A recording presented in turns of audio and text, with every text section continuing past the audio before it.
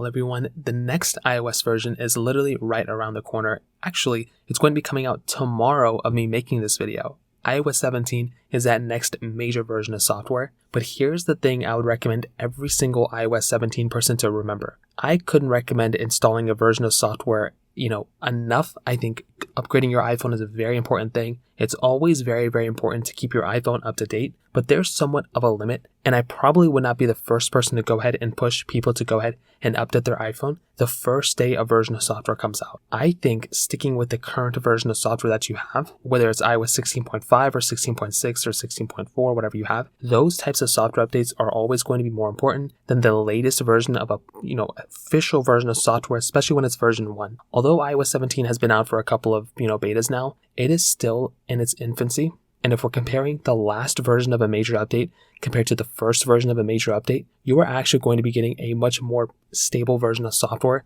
on that software update that's been out for a long period of time than a first version of a major update. Again, the betas and everything get better and better with each update, but once again, you are far better off just installing that major version of software update on its last update than its first one. With that being said, I think iOS 17 is a very good update that has tons of small cool features inside, which is really cool. It's not a, insane update, but it's a really decent one. I will say the features that Apple has brought in here, you might just want to double check and see which specific iPhone features your iPhone is supported with. Not every single iPhone is getting all the features. The iPhone XR is not getting all the features that the iPhone 12 is getting, and those are just a couple years apart. So I'm sure the iPhone 15s are going to have features within iOS 17. The iPhone 14s are not going to have either. So if you're not really in like a rush, if you don't want to just, if you're not updating day one, you're really not going to be missing out on it that much, to be honest. In fact, there are also some updates within iOS 17, like the journal application, for example, that isn't even coming out until a little bit later. So that's just another example of some updates that Apple is going to be pushing out that are still going to take a little bit of time for them to push out.